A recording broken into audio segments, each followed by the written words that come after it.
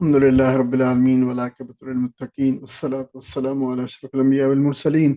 سيدنا محمد وعلى آله وصحبه أجمعين أما بعد أعوذ بالله من الشيطان الرجيم بسم الله الرحمن الرحيم. محترم عزیز بہنوں اور بھائیوں،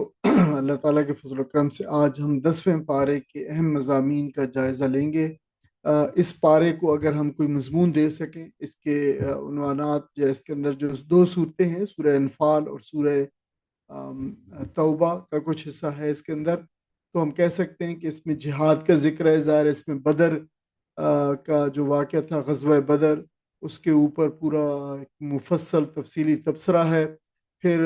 برات کا اعلان ہے مشرکین سے اور منافقین سے، اور اس کے بعد پھر اسلامی ریاست کے مضامین ہیں مختلف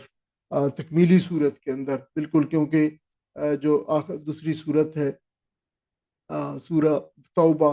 یہ نبی کریم صلی اللہ علیہ وسلم کے جو آخری دور تھا اس میں نازل ہوئی ہے، جب غزوہ تبوک خاص طور پر جو ہوا، اس کے گرد جو ہے اس سے پہلے بھی اور اس کے بعد بھی یہ صورت نازل ہوئی ہے، تو اس میں تکمیلی احکام یہ صورت لی ہوئی ہے۔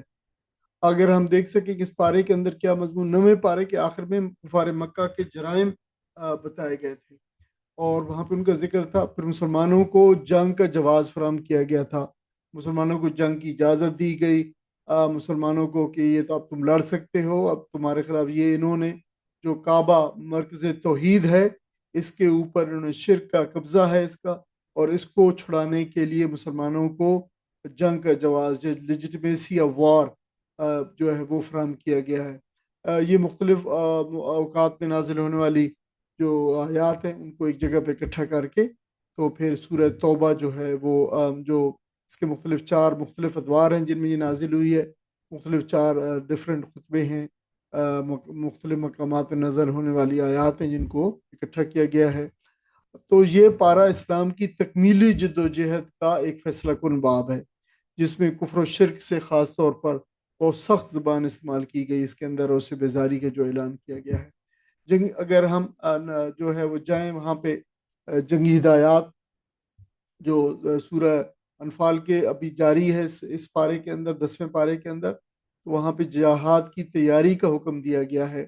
اور اللہ پر توکل اور بھروسہ کرنے کا مسلمانوں کو کہا گیا ہے۔ البتہ ان سے یہ ضرور کہا گیا ہے کہ پوری طاقت سے جنگی تیاری رکھو۔ مسلمانوں کے حالات بہت زیادہ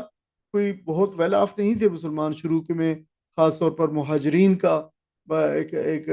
برڈن تھا سوسائٹی کے اوپر آیا، تو اس سے پہلے بھی کوئی بہت زیادہ کوئی ویل آف بہت سوسائٹی نہیں تھی،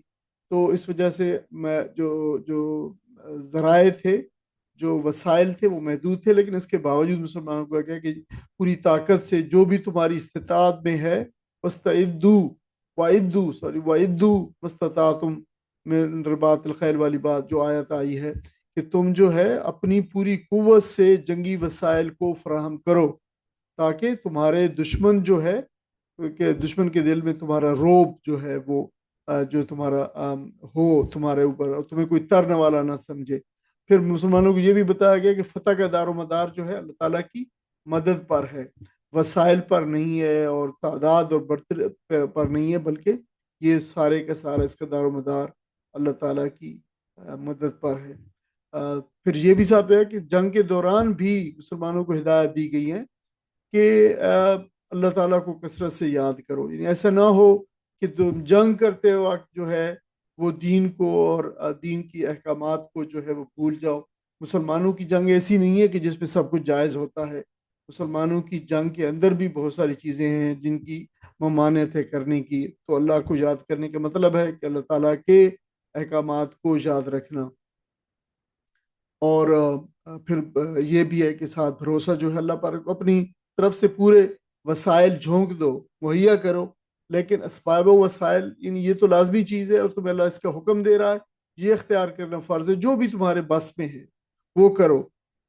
اور پھر اس کے بعد جو ہے اللہ تعالیٰ پہ بھروسہ کرو، اور در حقیقت جو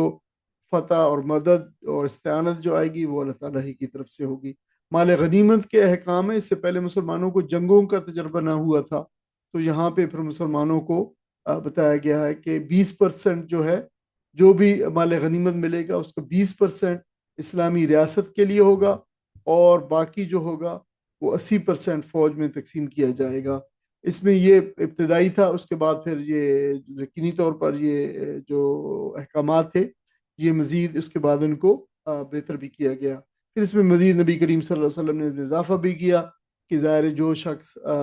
جو تقسیم ہوگا، جس کے پاس اپنی سواری ہوگی تو اس کو 2 گنا ملے گا، سواری کے لیے بھی اور خود کے لیے بھی، اور جو پیادہ ہوگا تو اس کو پھر اس کا اپنا حصہ ملے گا، پورا ایک حصہ جو ملے گا۔ خمس کی تقسیم کے مستحقین کی بات بتائی گئی۔ پھر جو ہے جو ذی القربہ ہیں، یتامہ مسکین ہیں، مسافر ہیں، اور پھر اسلامی ریاست کے بیت المال کا نظام کے متعلق بھی بات کی گئی ہے کہ وہ بھی بنیادی طور پر ہوگا، اور انہی احکام کی بنیاد پہ پھر بعد میں بیت المال کا نظام بھی جو ہے وہ قائم ہوا۔ تو اسلامی نظام میں جنگ بھی اور عدل اور نظم کے تحت، ایسا نہیں ہے کہ جنگ کے جو ہے وہ بالکل ہر قانون اور دائرے کے دائرے سے جو ہے وہ باہر ہو، ایسا نہیں ہے۔ پھر اس کے بعد اسلامی ریاست کی خارجہ پالیسی کے محکام ہیں، اور بتایا گیا کہ اسلامی ریاست کے بین الاقوامی اصول ظاہر ہے اس میں بتائے گئے ہیں کہ پہلی بات اس میں بتائی گئی ہے کہ معاہدوں کی پاسداری کرو، اور جو ہے وہ جو خائن قومیں ہیں، جو جو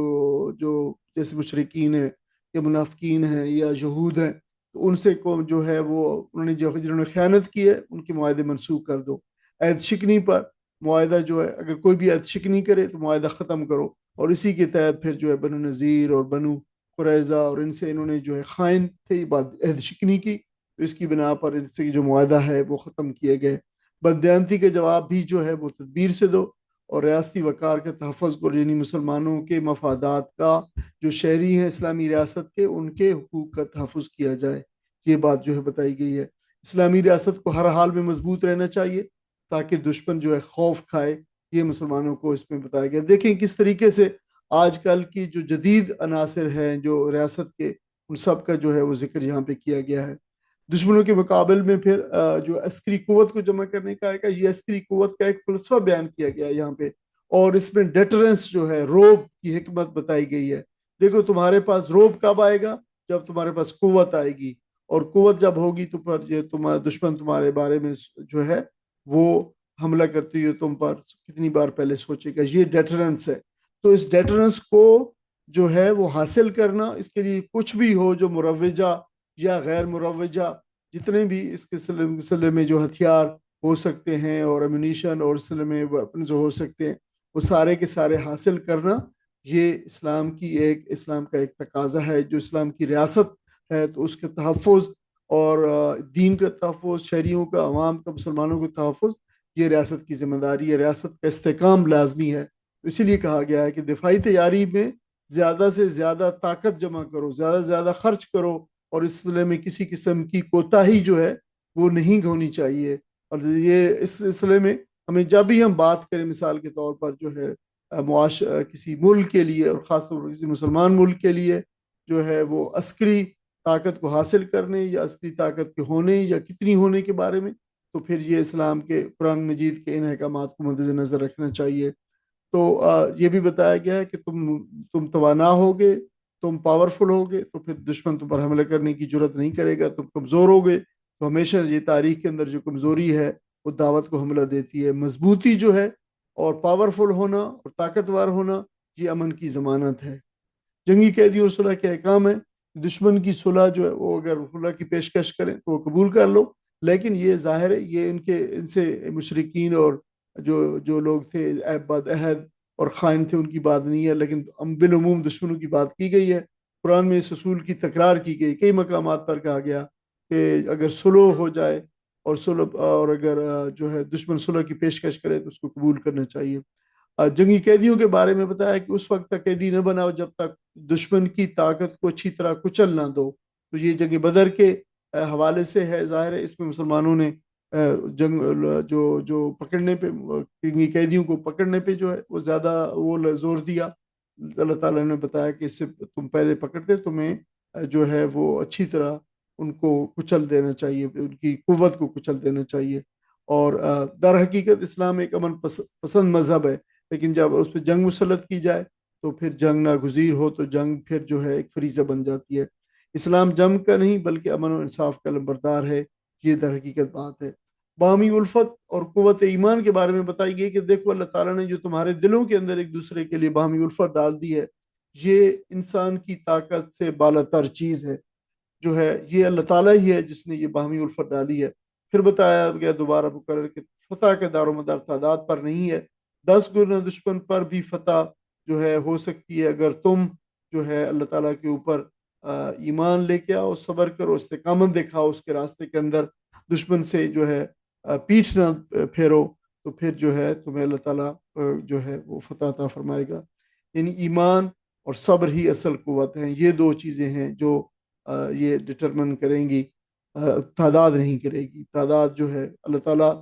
تعداد کم بھی ہو، ہمیشہ تاریخ میں مسلمان اپنے دشمنوں کے مقابلوں میں بالعموم کم ہی ہوا کرتے تھے، لیکن جو ہے ان کو ملی ہے فتح، ملی ہے اس لیے کہ ہمیشہ مسلمان جو ہے اللہ تعالیٰ پہ بھروسہ کرتا ہے، اسے کرنا چاہیے۔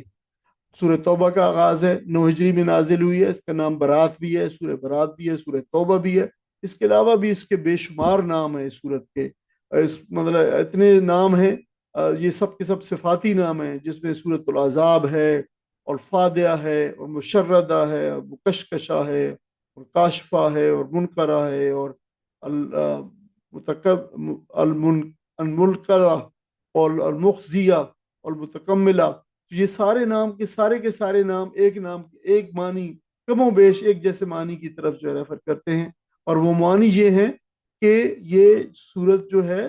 یہ دشمنوں کے اوپر اور منافقین اور مشرکین کے اوپر سخت ہے اور بھاری ہے، اور ان کو عذاب دینے والی ہے،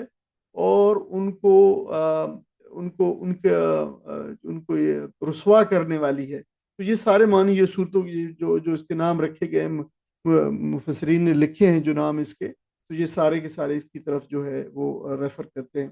تمام معاہدوں کی برات کا اعلان کیا گیا ہے کہ اللہ تعالیٰ کی مشرکین اور ان سے کوئی کسی قسم کا معاہدہ نہیں ہے، 4 مہینے کی ان کو حتمی مہلت دی گئی ہے، اب اتمام حجت ہو چکا ہے ان پر، لہٰذا اب ان پر اسلام کو قبول کرنے کے علاوہ کوئی اس کے علاوہ دوسری آپشن نہیں ہے، یا یہ نکل جائیں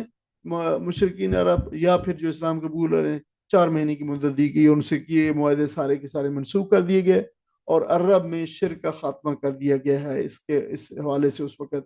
کفر و شرک کے ساتھ بتایا گیا کہ کسی قسم کی کوئی شراکت اب قابل قبول نہیں ہے۔ یہ وہی بات ہے جو علامہ اقبال نے فرمائی ہے کہ باطل دوئی پسند ہے، حق لا شریک ہے، شرک میانہ حق و باطل نہ کر قبول۔ یہ مسلمان کو جو ہے وہ سبق دیا گیا ہے، اور یہاں بھی یہی اس صورت کا جو ہے یہاں پہ بڑا واضح سبق ہے۔ حدود حرم کی تطہیر کی گئی ہے، مشرکین بتایا کہ اعتقاداً نجس ہیں، یعنی یہ جو عقیدہ رکھتے ہیں وہ خود اپنے کفر کے اوپر گواہ ہیں، اور ان میں ان کفر کے امام بھی شامل ہیں۔ حدود حرم میں ان کا اب داخلہ جو ہے وہ ممنوع ٹھہرا ہے، اور بیت اللہ کی جو تولیت ہے وہ مشرکین سے ختم کر دی گئی ہے، اور اب یہ توحید کا مرکز ہوگا، اور یہاں پہ جاہلیت اور شرک کی تمام رسوم کو بند کر دیا گیا ہے۔ اس مرکز توحید میں اب کسی قسم کا شرک کی جو ہے کوئی گنجائش نہیں ہے۔ اہل کتاب پر تنقید کی گئی ہے کہ حضرت عزیر اور حضرت عیسیٰ علیہ السلام کو الوہیت دینے پر ان پہ لعنت کی گئی ہے، اور یہ بھی بتایا ہے کہ احبار اور روبان کو انہوں نے، یعنی احبار جو ہوتے عالم ہوتے ہیں، روبان جو ہوتے ہیں مشائخ ہوتے ہیں، جو اس طرح کے جو ترک الدنیا جو لوگ ہوتے ہیں ان کے، تو یہ دو ایک مذہبی قسم کی جو ہے آپ کہہ لیں کہ سلسلے ہیں، ہمارے ہم اس طرح کے ہیں، تو ان کو انہوں نے رب بنا لیا ہے، توحید تشریع کا جو ہے مالک بنا دیا ہے۔ توحید تشریع کیا ہے؟ تشریع مین شریعت، شریعت میں جو ہے شامل کر دیا ہے توحید شریعت، یعنی شریعت دینے کا، حکم دینے کا حق صرف اللہ کو ہے۔ انہوں نے کیا کیا، یہ حق جو ہے اپنے احبار، اپنے روبان کو، اپنے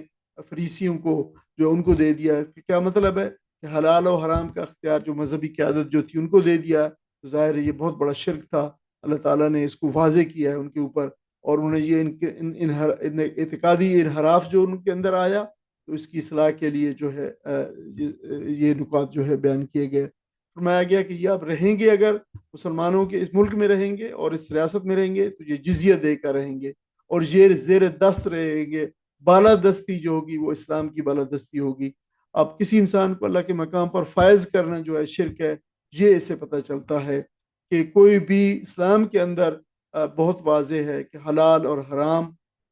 جو ہے وہ کا حق جو صرف اور صرف اللہ تعالیٰ کو ہے، اس کے بعد کوئی جو ہے ہستی جو ہے اپنی طرف سے حلال کو حرام اور حرام کو حلال نہیں ٹھہرا سکتی۔ غزوہ تبوک کا ذکر ہے، بہت اہم اور کافی طویل ذکر ہے۔ دیکھیں یہ جو ہے اہل ایمان کے لیے بڑی سخت امتحان تھا، یعنی یہ خلوص کا اسلام کے لیے جو قربانی اور جو مانگتی ہے، جو قربانی اسلام کے لیے درکار تھی، اور اس کے لیے جو خلاص درخواست اس کا اور جن لوگوں کے دلوں میں نفاق تھا اس کا جو ہے یہ معیار ٹھہری ہے۔ بڑا سخت گرمی کا موسم تھا، جولائی کا مہینہ تھا، اب مالی تنگی تھی اور کھجور کی فصل جو ہے وہ پکی ہوئی تھی، جس کو اگر نہ اتارا جاتا، نہ اتارا گیا ہوتا تو وہ پھر جو ہے خراب ہو جاتی۔ تو اس وقت یہ غزوہ پیش آیا، تو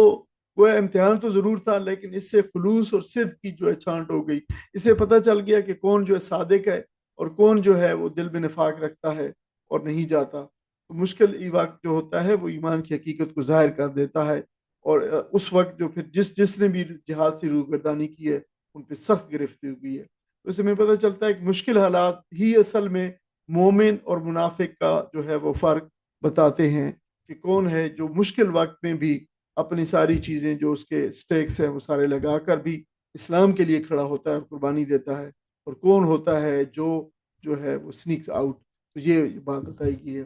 محبوب ترجیحات کا بیان ہے یہاں پہ، اللہ اور اس کے رسول کی محبت اولین شرط ہے۔ بتایا گیا کہ یہ تمہارے جو مال اور اولاد اور بیوی اور خاندان اور یہ رشتے ناتے اور یہ تجارت اور کاروبار اور پرسائش گھر، یہ سب اگر تمہیں اللہ کی محبت اور اس کے رسول کی محبت اور جہاد کرنے سے مقدم ہوں تو پھر انتظار کرو اللہ تعالیٰ کے فیصلے کا، عذاب کے فیصلے کا گویا، یعنی شدید عواقب کی جو ہے دھمکی دی گئی اگر تم ان چیزوں کو، جو مرغوبات نفس ہیں،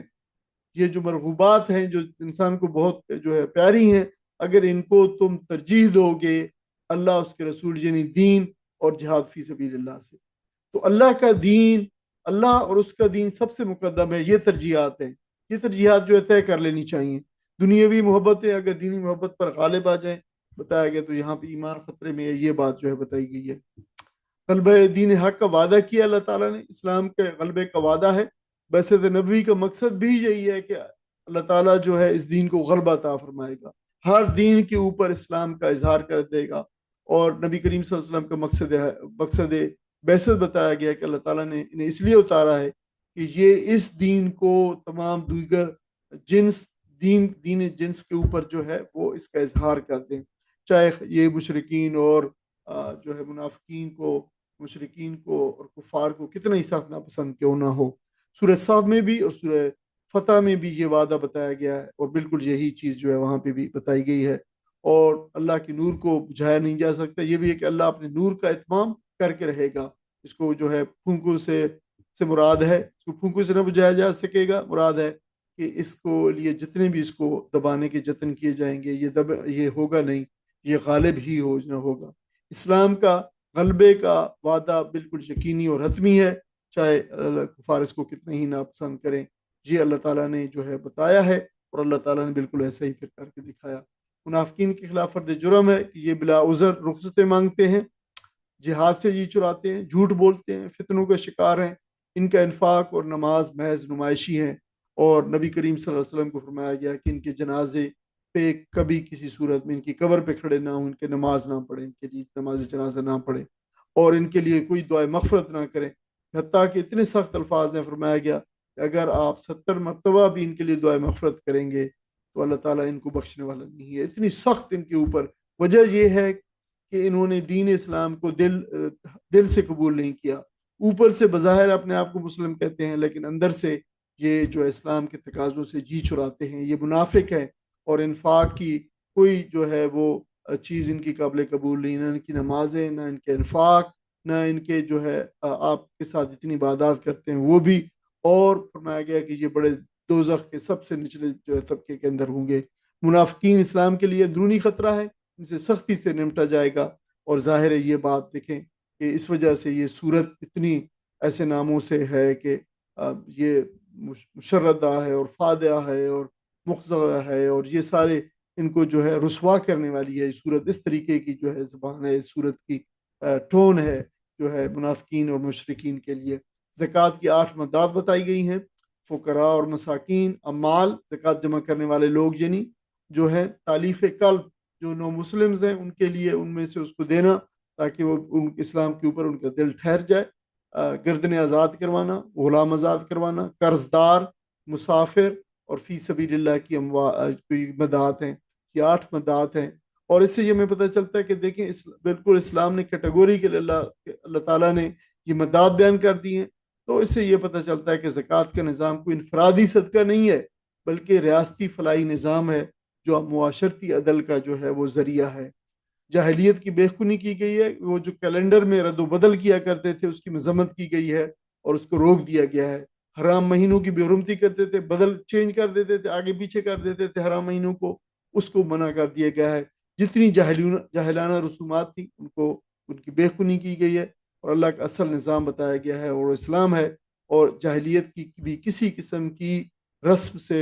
اس کا اتباع کرنے سے روک دیا گیا ہے۔ تو جاہلیت کی ہر قسم کی رسم کو ختم کرنا اسلامی ریاست کی ذمہ داری بنتی ہے۔ عالمگیر جدوجہد کا آغاز ہو رہا ہے یہاں سے، جو غزوہ تبوک تھا۔ اب دیکھیں گے غزوہ تبوک کہاں ہوا کہ یہ مکہ سے، یہ عرب پیننسلا سے باہر نکل کر، اس سے باہر جو ہے کیسر روم، جو رومن امپائر تھی، یہ رومن امپائر کے مقابلے میں نبی کریم صلی اللہ علیہ وسلم خود تشریف لے گئے، اور یہ ظاہر عرب علاقوں سے باہر تھی، اور کیسر خود جو ہے وہ آیا مقابلے کے لیے، اور بھائی جو بھی اس کا۔ تو اس کے بعد جو ہے یہ آپ دیکھیں کہ اسے یہ عرب سے نکل کر اسلام جو ہے وہ باہر اپنی حدود میں جا رہا تھا، باہر کی حدود، باہر کی دنیا میں جا رہا تھا۔ تو بعثت عمومی کا نیا مرحلہ شروع ہو رہا تھا۔ بعثت خصوصی کیا تھی؟ نبی کریم صلی اللہ علیہ وسلم کی 2 بعثتیں ہیں۔ ایک بعثت مشرکین عرب کی طرف تھی، عرب کے لوگوں کے لیے تھی بنیادی، اور بعثت عمومی کیا تھی؟ دنیا کے تمام لوگوں کے لیے۔ تو یہ بعثت خصوصی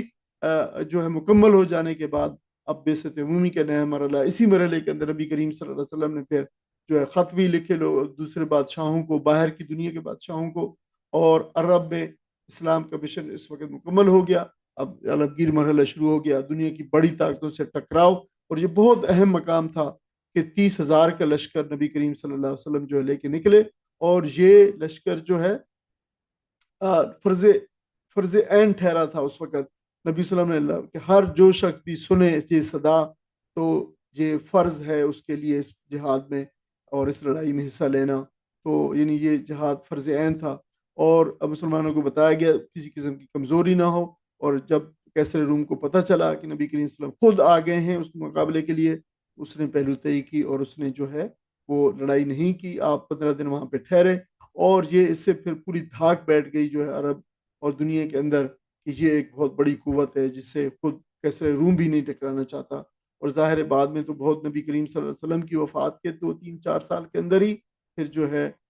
یہ پہلے فارس، اور اس کے ساتھ ہی سملٹینیسلی رادر جو ہے وہ روم بھی جو ہے وہ فتح ہو گیا، اور ایسٹرن رومن امپائر ساری کی ساری مسلمانوں کے اندر آ گئی۔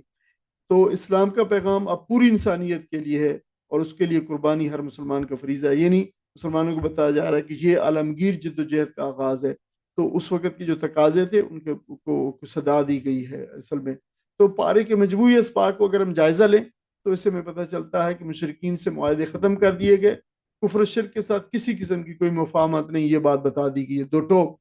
جہاد کی تیاری اور استقامت دکھانے کا جو ہے وہ سبق دیا گیا۔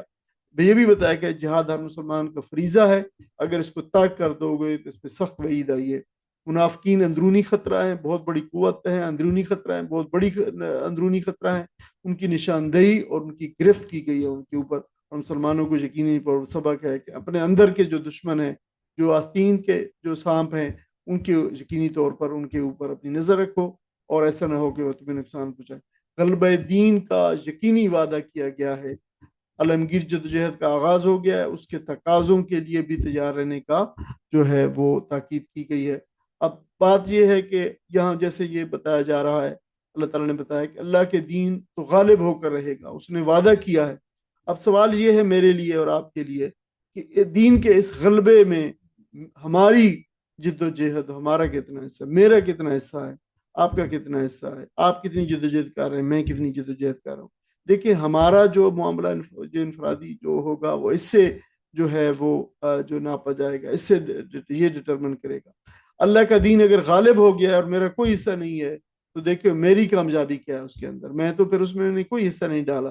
تو یہ ہمیں جو ہے اس بات پہ آمادہ کرتا ہے سوچنے کے لیے، اور سوچنا یقیناً چاہیے اس بات پہ کہ اللہ تعالیٰ نے اس دین کے غلبے کا وعدہ کیا ہے۔ اب میں اور آپ جو ہے اس پہ کتنے حصہ ڈال رہے ہیں یہ مجھ پہ اور آپ پہ ہے، اور یہ صرف میں سوال نہیں ہے، یہ ہماری زندگی کا، اس دنیا میں اللہ تعالیٰ کے ساتھ وابستہ ہونے کا، اللہ تعالیٰ کی خوشنودی حاصل کرنے کا، اللہ کے رسول کے اوپر راستے پہ کے نقش قدم پہ چلنے کا ایک بہترین موقع ہے کہ ہم نبی کریم صلی اللہ علیہ وسلم کے نقش قدم پہ چلتے ہوئے اس دین کی اقامت کے لیے جو ہے وہ کام کریں۔ بے شک آج اقامت ہو یا کل ہو یا اس کے بعد آگے کسی زمانوں کے اندر ہو، لیکن راستہ یہی ہے ان لوگوں کا۔ تو بعید نہیں ہے کہ اللہ تعالیٰ ہمیں اس وجہ سے بخش دے کہ ان لوگوں نے اللہ کے رسول اور اللہ کے دین کی اقامت کے لیے جدوجہد کی، اور جو بھی جدوجہد کرتے رہیں گے۔ یقیناً دیکھیں بہت سارے لوگ ہیں فتح مکہ سے پہلے کئی جو ہے آئے ہیں، اسلام کے اس غلبے سے پہلے کتنے لوگ ہیں جو شہید ہو گئے ہیں، انہوں نے کبھی کوئی ایسی جو ہے وہ ریاست نہیں دیکھی، اسلام کا غلبہ نہیں دیکھا، لیکن وہ یقینی طور پر جتنے شروع کے زمانوں کے اندر انہوں نے قربانیاں دی ہیں وہ اتنے زیادہ افضل ٹھہرے، کہ اس لیے کہ اس زمانے اگر وہ ان کی قربانیاں نہ ہوتی تو یہ بعد کے آنے والے مراحل شاید نہ ہو پاتے۔ تو اسی لیے جو اس راستے پہ چلے گا اس کے لیے کامیابی یقینی ہے۔ اللہ تعالیٰ سے دعا ہے کہ اللہ تعالیٰ ہمیں